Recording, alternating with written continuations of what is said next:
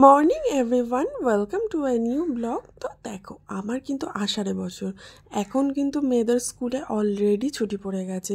আর এই ব্লগটা আমি বানাচ্ছি মেনলি মেয়ের স্কুলের ফার্স্ট দিনের, মানে তখন একটা প্রবেশ উৎসব বলে একটা জিনিস হয়, সেটারই।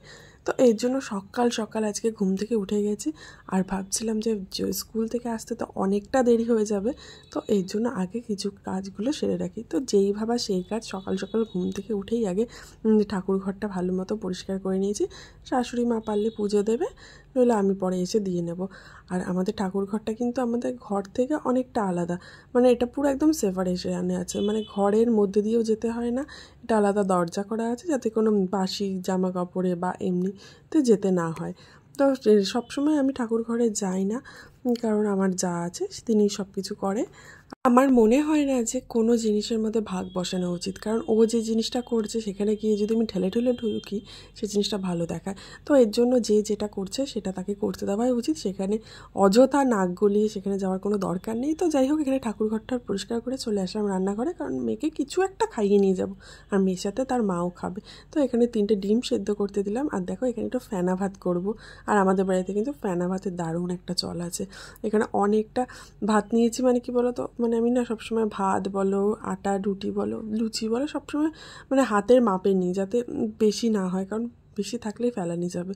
তো এই ফেনা ভাতটা ঘি দিয়ে, আর যেহেতু অনেকটা নরম হয়, তো এর জন্য মেয়ে যথেষ্ট ভালো খায়। মানে এই ভাতটায় আমি ওকে তাও 5-6 চামচ খাওয়াতে পারবো, মানে চামচ বলতে কিন্তু টেবিল স্পুন, মানে যেটা আমাদের চামচ হয় সেটাই, আমি কিন্তু বলছি না যে হাতা। তো যাই হোক, সেটাই দিয়েছে, আর একটু ডিম সিদ্ধ দিয়েছে, আর আমাদের জন্য একটু শুকনো লঙ্কা ভাজা আর একটু আলু ভাজা করেছি। আর এই শুকনো লঙ্কা ভাজা দিয়ে পান্তা ভাত বলো, ফেনা ভাত বলো, সত্যিই ভালো লাগে। আর একটা মজার কথা কি জানো, আমি কিন্তু কখনো যেন এই আলু ভাজাটা পছন্দ করতাম না, কিন্তু বিয়ের পর যখন এসেছি তখন থেকে এই আলু ভাজা, আমার এই আলু ভাজা দেখলে আমার প্রচণ্ড রাগ উঠে যেত, যে কী রোজ এরা আলু ভাজা খায়। সত্যি আমাদের বাড়িতে প্রচুর আলু লাগে, আসলে বাড়িতে জনসংখ্যাও বেশি, কিন্তু আমার এই আলু ভাজা একদম পছন্দ হয় না। কিন্তু যাই হোক, সবাই যেহেতু ভালো খায় তো সেই জন্যই করা।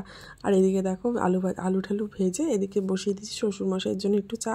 আর উনি সকালবেলা উঠলে ঘুম থেকে উঠে একদম কড়া করে দুধ চা খায়, আর এই দুধ চা না খাওয়ার প্রতি আমারও ভীষণ লোভ। যখন আমাদের বিয়ে ঠিক হয়েছিল তখন শ্বশুরমশাই একদিন গল্প করতে করতে বাড়িতে বলছিল যে আমার মানে ওয়াইফ, মানে আমার শাশুড়িমার কথা বলছে।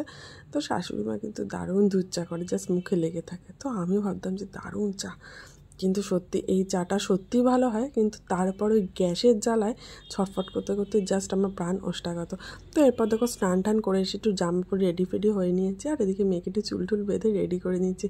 উনি তো আজকে ভীষণ খুশি, আসলে ওদের স্কুলে আজকে একটা ম্যাজিক স্লেট ডিস্ট্রিবিউশন আছে, আর একটা মানে প্রবেশ উৎসব, মানে তো স্কুলে আজকে ফার্স্ট দিন। তো এরপর বলে দেবে যে কবে কি স্কুল আছে, কবে থেকে ক্লাস শুরু হবে, সমস্ত কিছু। তো সেইভাবে এই কাজ, কিছু প্রোগ্রামও রয়েছে, আর এই সমস্ত স্কুলের প্রোগ্রাম অ্যাটেন্ড করতে জাস্ট দারুণ লাগে। আর আমার এই সমস্ত কালচারাল প্রোগ্রাম তো আবার অনেক কিছু হয় না, সেগুলো আমার সত্যি দেখতেও ভালো লাগে। আমি যখন স্কুলে পড়তাম তো তখন আমি কখনো কামাই করতাম না। আমার আর একটা বন্ধু ছিল, তো দুজনেরই মানে আমাদের হায়েস্ট অ্যাটেন্ডেন্স ছিল, আমি কখনও স্কুল কামাই করতাম না।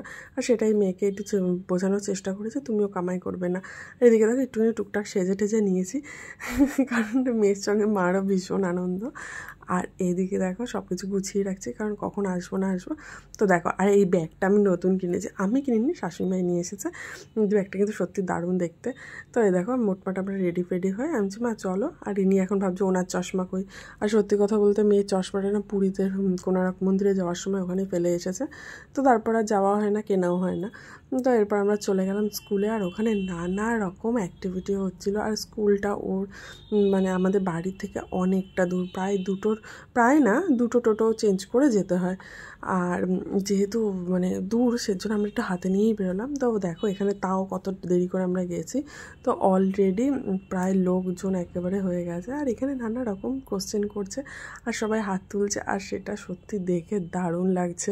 আর তার থেকে বড় কথা কী বলতো, এই সমস্ত অ্যাক্টিভিটিগুলো দেখতেও ভালো লাগে, আর বাচ্চাদের মনে হয় পার্টিসিপেট করানোটাও জরুরি, যাতে। আর এখানে দেখো এখন ম্যাজিক স্লেট ডিস্ট্রিবিউট হচ্ছে। তো দেখো এখানে সমস্ত কিছু নিয়ে যাওয়ার পর স্কুলে যে পার্কটা আছে, তো সেখানে ওই একটু খেলাধুলা করছে। সো যাই হোক, আজকে ভিডিওটা কেমন লাগলো বলো। তো আবার দেখা হচ্ছে নেক্সট ব্লগে। So tata.